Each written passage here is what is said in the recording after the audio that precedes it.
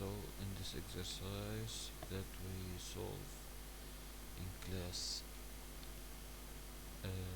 this is a video that explains how we solve such a problem. For this we tried 3 experiments, 1, 2 and 3, as shown in the figure. Okay,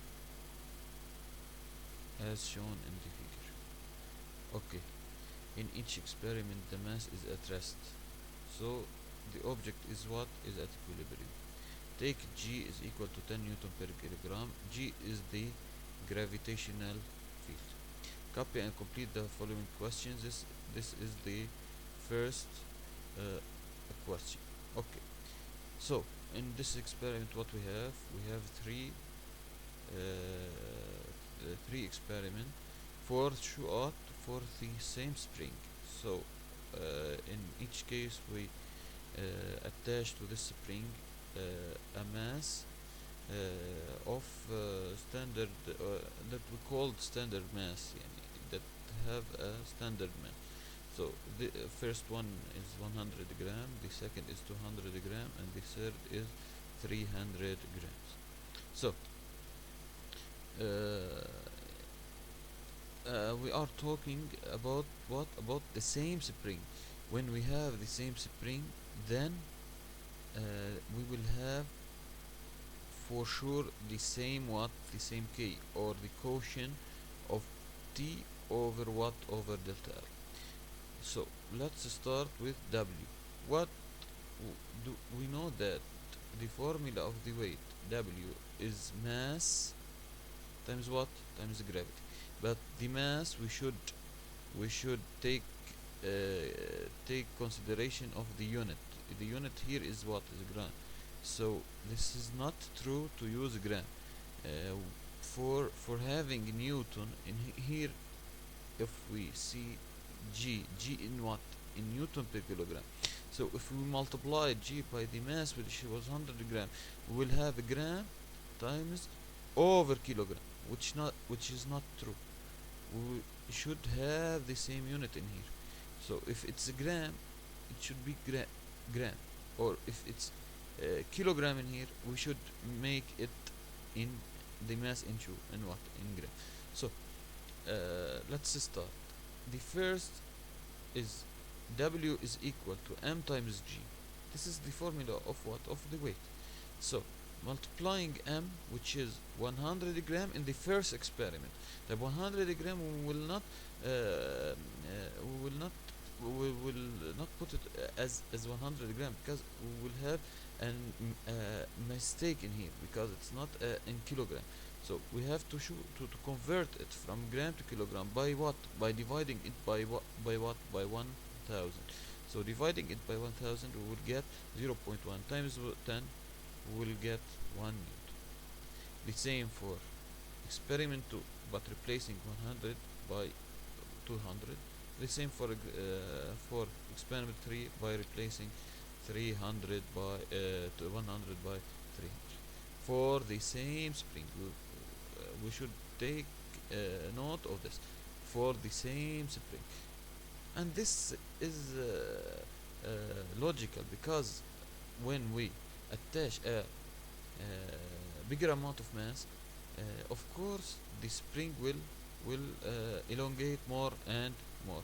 What is the meaning of elongation? The meaning of elongation is the difference between the initial position of the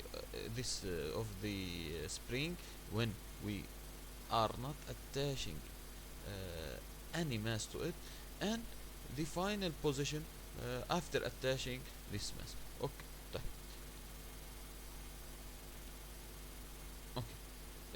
now the tension. How to get the tension? This body is subjected to two different forces. The first is the weight, which is downward.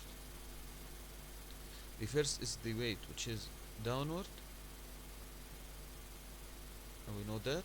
And the other is what? The tension, which is what? Which is upward.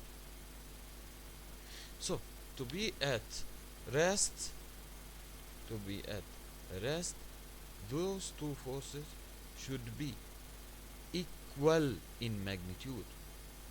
صح, they are different in or opposite in direction, يعني one of them is upward and the other is downward, but they will they must have the same magnitude.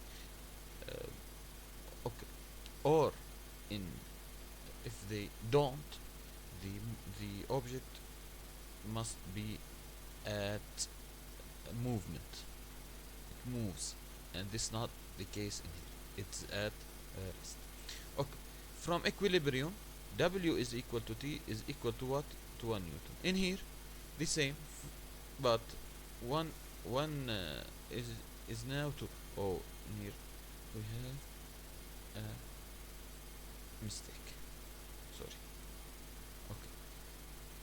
So from equilibrium, W is equal to T is equal to 3 Newton. Let's complete. Okay. How to get delta L? Delta L in it either calculated from the figure, which is the case in here, or it's calculated from the formula, which is T is equal K times delta L. In here we have to calculate it from what? From the figure, or to get it from the figure.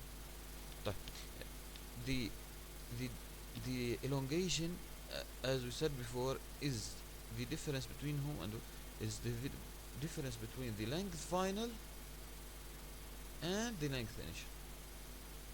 So in here, if we are talking about experiment 1, length final is uh, bigger than the length initial by what? By 2 centimeter. Implies that the delta L or the elongation is equal to 2 centimeter.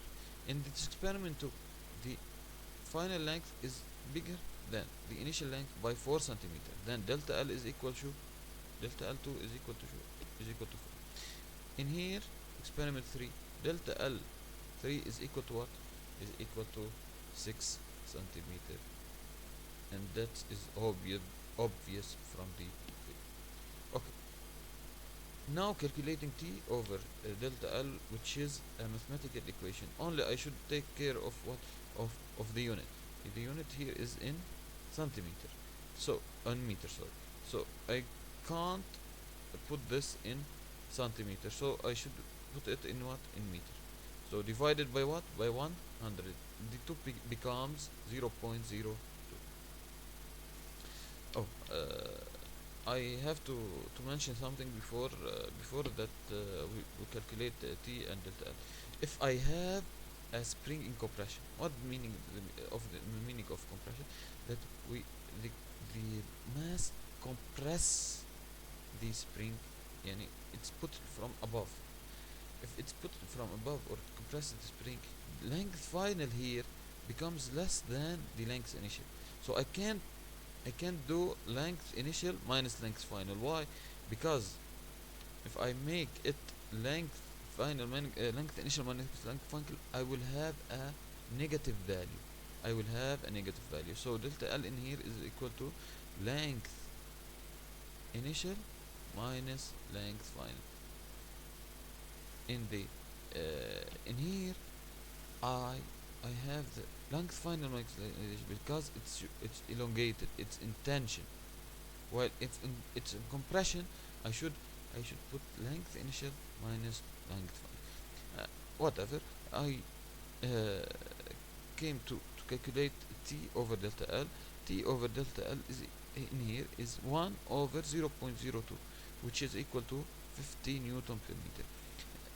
We complete to the same in the same procedure for the two next experiments. I will get for sure the same result. Why? Because I'm using the same spring. So if it doesn't loses its elasticity, it will have the same K or the same quotient of T over what? Over delta L. T over delta L quotient must be constant. طيب. Okay, this is the first let's say first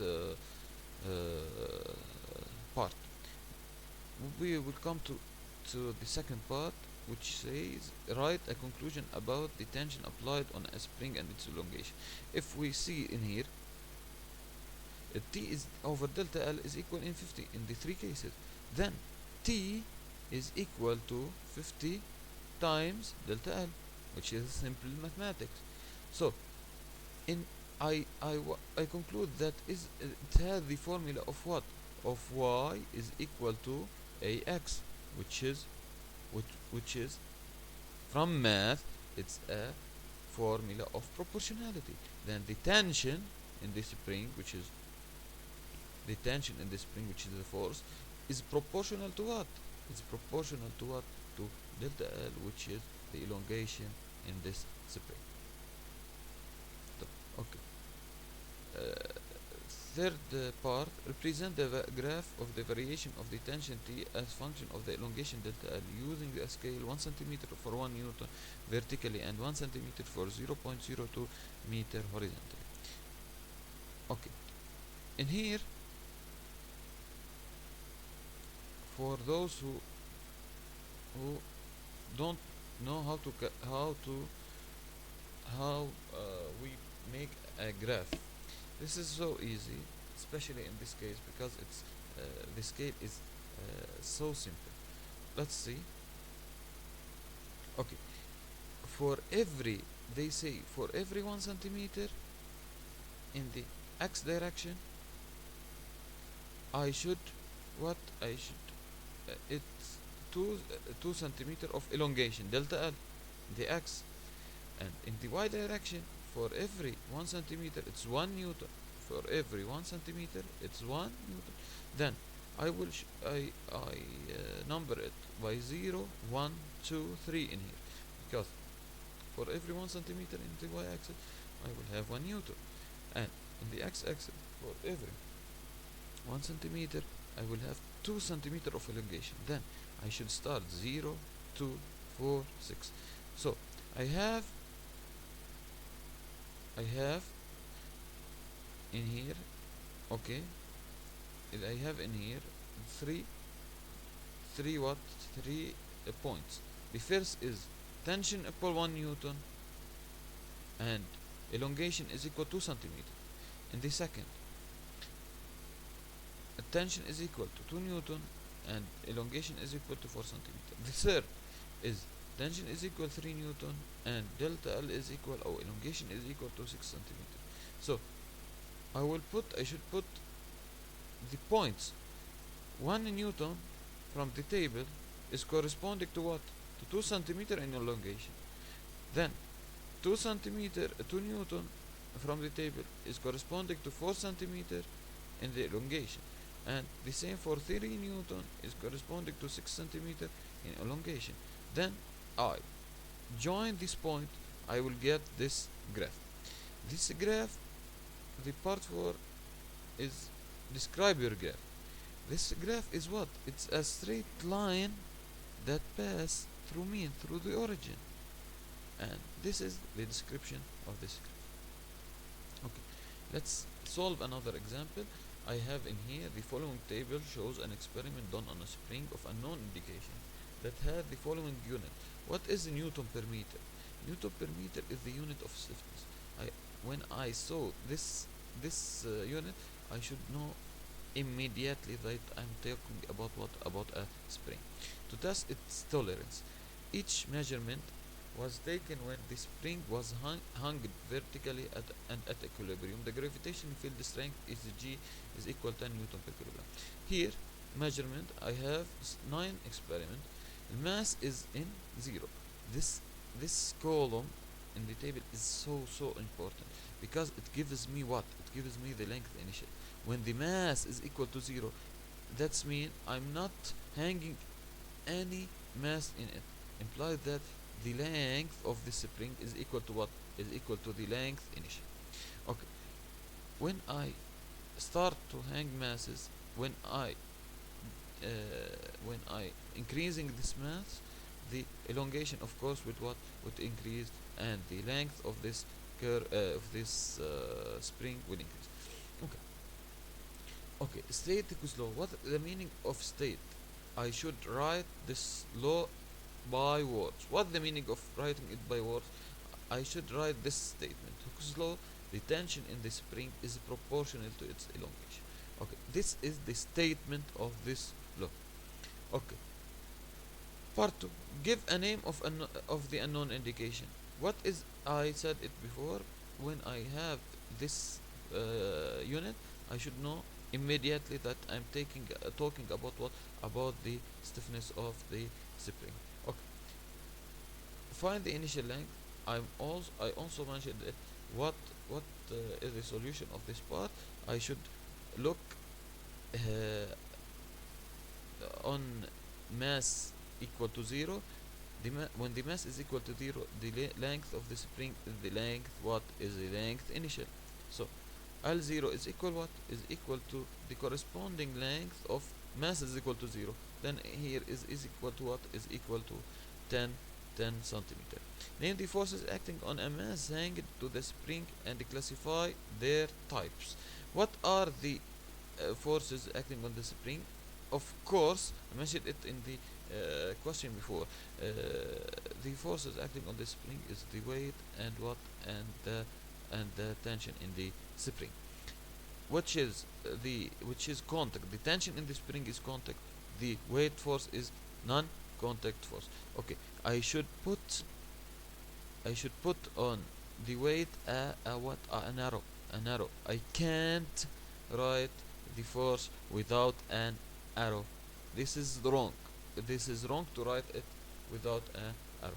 Tension of the spring T. I can't say tension force. No, it's a tension of the spring. Okay. Are the two forces satisfy the principle of interaction? Justify. Okay. The tension on what? On the solid, and the weight of what? Of the solid. So I'm talking about the same object, only the solid. This is equilibrium. It's not interaction. The interaction is when I'm talking about two objects, like my hand and the wall, like moon and earth. Two objects, two forces, I will have the principle of interaction. One force, I will not have the principle of interaction. Okay, in order to represent graphically the tension of the spring as function of its elongation, one has established a new table that has an arrow tension in Newton and another arrow in elongation in centimeter type. Okay, tension in here is equal to what? Is equal to weight. Okay, مشاك two forces, they are equal because the object is at what? Is at rest. So the calculation of tension is equal to mass times gravity. Okay, tension is equal to weight, is equal to mass times gravity. I can calculate it in a easy way. Okay, let's see. Okay, in here, the first is 0 gram times 10 is equal to 0. In here, 0.05. What? Why 0.05? Because it's 50 divided by 1000. Because I should convert the mass from gram to kilogram. Okay, I will have 0.5 Newton. Similarly, if I calculate it in here, I will have 1, 1.5, 2, 2.5, 3, 3.5, and 4 Newton. Elongation in here is 0, 0.4. How to calculate it? From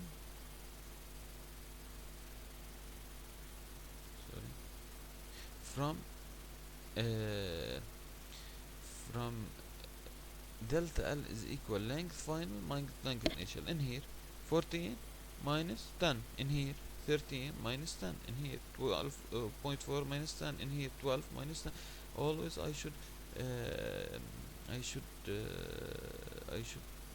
do the following equation: length final minus length what? Initial.